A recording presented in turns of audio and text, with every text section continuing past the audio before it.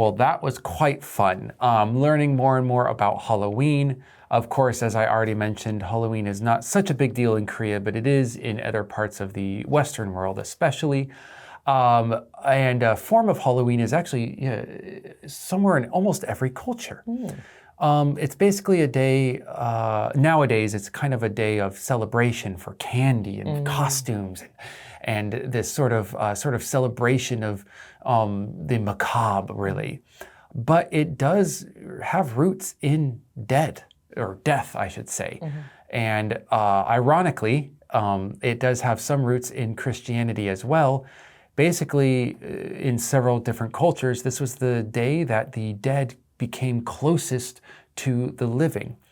And depending on what culture you came from, you could either entreaty these dead to help you or ward them off with jack-o'-lanterns perhaps, to ensure that they don't steal your luck or your life even. So yeah, it does have a lot of deep cultural significance.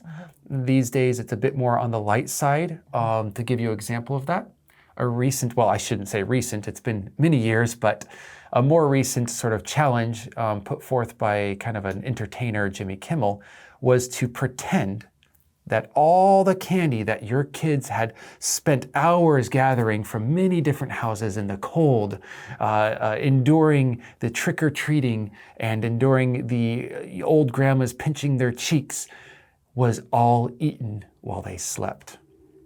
All gone.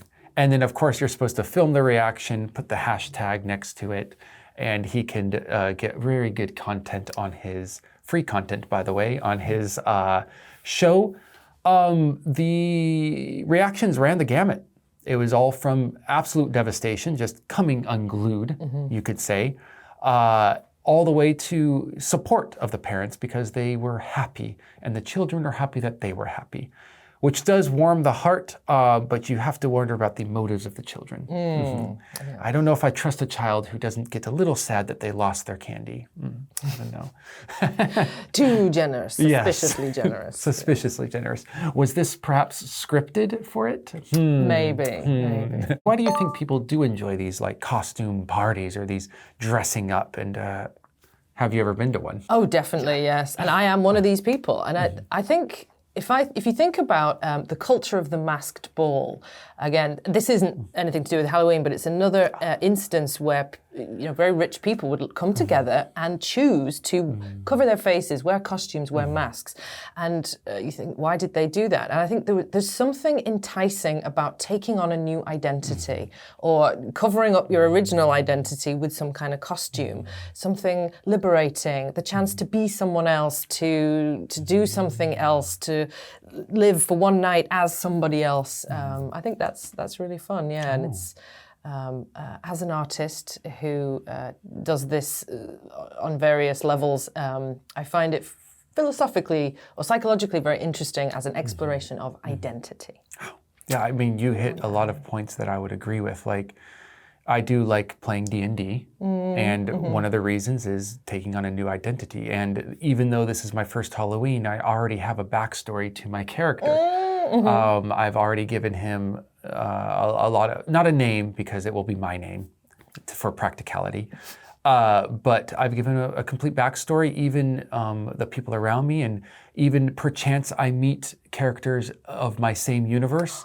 I have planned out how to react to them, et cetera, et cetera. I see. So yeah, it is taking on a new identity, which I have always enjoyed in my life. And although I haven't done Halloween, costumes have been a part of my life, either just for fun alone, because I felt a little bit embarrassed or even guilty of doing costumes in the past, all the way to wanting to completely give up my own identity and fall into another one. What special day is related to harvest in the country? In your case, the UK. And is there a day that's associated with deceased loved ones as well? Well, I do remember, I think it's not so popular now, but when I was at school, we always used to celebrate Harvest Festival. And strangely, it's sort of billed as a Christian festival, but like so many of them, it's tied to the cycle of the moon. It's probably actually much older than Christianity, and it's to do with oh gosh, I'm forgetting now. Is it the last full moon in autumn? I think maybe the last full moon in autumn. I feel like that's correct. Or the third full moon in autumn. I can't really remember. Anyway, it's something to do with the lunar cycle. And that's for, celebrating and giving thanks for the harvest of that year, that if it was successful. I guess, what do you do if it wasn't successful? I'm not quite sure. You give thanks in hopes that it will be more successful from the gods next year. Yeah, that makes sense. Yeah. No, I mean, it's the same in America, except we put the name Thanksgiving and it's much bigger. Regardless of what we've been taught in schools, Thanksgiving is not so much of a gathering of the cultures of America with the European cultures who colonized. However, there was some of that. It's just not to the extent we were taught. However, it is just a harvest festival now, and it's a Thanksgiving festival. You know, you are thankful for that year's bounty, hopefully. But as for a day for remembering deceased loved ones, it's really the day they died.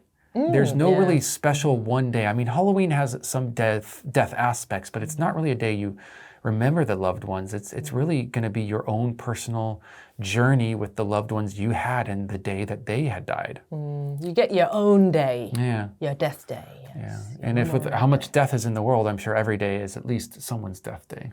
I guess, yeah. Yeah. But I guess I think this question is about the connections with Chuseok. Yeah. Because in some ways Chuseok does, because the timing, it celebrates the harvest, but it's also a day for praying to your ancestors and giving thanks to them for the year that you've had and wishing them well in the next life. So in Korean culture, Harvest Festival and sort of Day of the Dead do come together in a way as Chuseok. Oh, wow. Get a little snack of vocabulary. Hopefully there's no razor blades in there. And go ahead and we'll see you next time. Bye.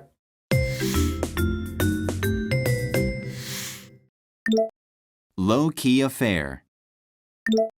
Low-key affair. Overlap. Overlap. Macabre.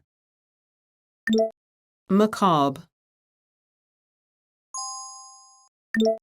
Go trick or treating. Go trick or treating. Load up on something. Load up on something.